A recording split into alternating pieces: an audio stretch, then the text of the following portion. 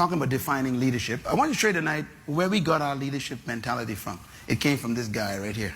Now, Caesar was not a Greek. He was a Roman. But the Romans invaded Greece. The Greeks were the first civilization who documented systematic study of human behavior. This is important.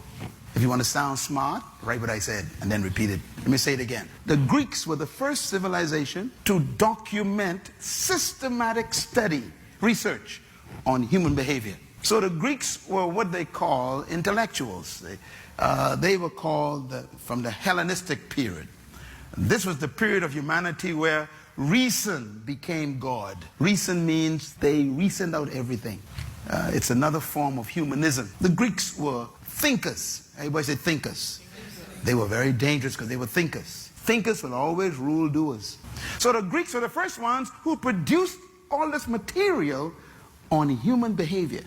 Matter of fact, three of the most famous leaders from that group, you know them or heard about them: Socrates, Aristotle, and Plato. They were Greeks. They invented things like democrata. Sounds familiar? Yes.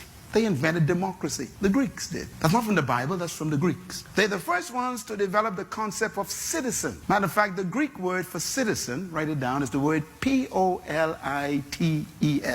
Politis. That sounds familiar? It's politician. That's the word in Greek. They're the first ones to study human control. They're the first ones to document manipulations, mechanism, how to control humans. The Greeks were fantastic thinkers. They're the first ones to invent what we call leadership theory. I'm getting at something very important here. So let me give you now, I studied this in college and I was shocked. And then when I finished college, I kept reading and I was more shocked. I discovered that the Greeks actually still rule the world. The Greeks are ruling the world from their grave. As a matter of fact, dead men rule the Bahamas. Dead men. Dead men rule America. Dead men.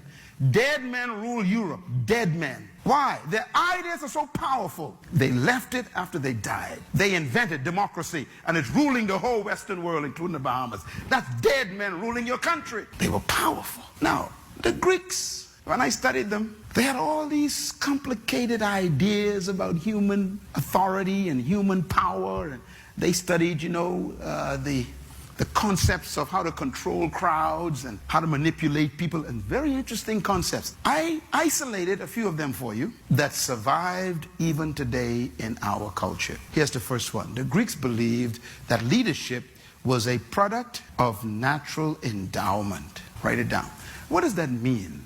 The Greeks believed that certain humans were endowed with certain unique characteristics. And if you weren't born with those qualities, then their conclusion was you were created by the divine gods to be a slave. They believed that. So it doesn't matter what you think about yourself. They would study you and see if you have those natural endowments. If you don't have them, it doesn't matter how many degrees you get from college. You are simply an educated slave. That's a Greek idea. Another one of their beliefs is this: leadership is a product of birth traits. The Greeks believed that you who were born with certain unique traits were automatically leaders. Those who were born without those traits are automatically slaves. So their society was very, very neat. No traits, traits. Slaves, leaders. Let me give you an example, because when I read the traits, I became a little bit sick. One of the traits were, if you were born with sharp pointed nose, blue eyes, fair skin like white, and thin lips. This is written in their document. You were born to be a leader. Now, you know I canceled, right? That's it for me. I done lost a long time. I got dark skin, big nose, my lips big. And my hair is not blonde, and my eyes ain't blue. I'm a slave. So if I was born in Greece 2,000 years ago, there's no question where I belonged. So you just know where to go. You just behave yourself. So you were relegated by destiny to be a slave. The Greeks believed that. The third thing the Greeks believed is very interesting. The Greeks believed that leadership was a product of providence. Providence means the gods chose you to be leaders. Therefore, those who were not chosen by the gods were destined to be followers. Destined means you ain't got a chance to be a leader. Now, this is very important here. So you ever wonder why the Greeks had so many gods? They were polytheists. That's a big word. It simply means many gods. It's the Greeks who had gods like Zeus and Apollos. These are Greek gods. They had gods like Diana of the Ephesians, all these weird gods. They had hundreds of gods. Matter of fact, the Greek rulers believed they were sons of the gods. That's why the word Hercules is a Greek son of a god. All them stories you hear, these are Greek myths. And they're saying that those who were born are not chosen by the gods are supposed to serve us who were chosen by the gods. In other words, you were born to serve me. If you got big nose, black skin, thin lips, if your lips were big, you're my servant. If your hair was not blonde and if it was nappy, you are a slave. So this is serious. So this is the philosophy of the day. Putting on a suit and wearing a tie didn't impress them. You are simply a well-dressed slave. See, some of y'all think that changed. That's why I'm getting to it slowly. I'm working my way there. See, some of y'all think that because you came back home with a PhD, that they ain't gonna bring the white consultant in and work over you. And you got more degrees. Because somewhere in their twisted mind, they are still sick with Greek thinking. This permeates our structures. It permeates the fabric of our leadership. That's why I am so weird when I be among them. I'd be so ashamed that they even think that way.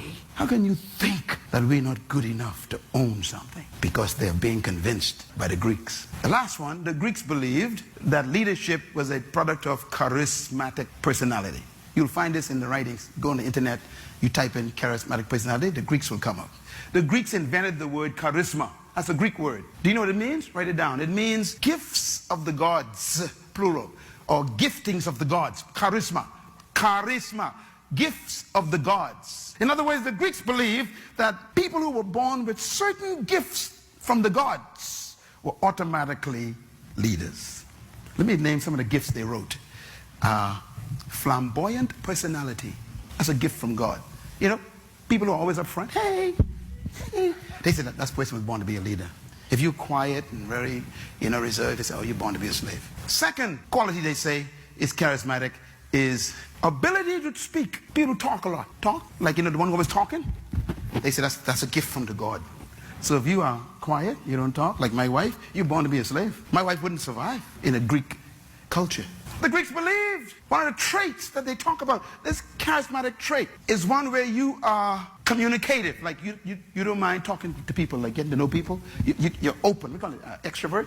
Yeah, they say that's charismatic, extrovert spirit. The Greeks say if you have an extrovert spirit, then you are automatically a leader. So anybody who is reserved and careful will automatically a servant, a slave.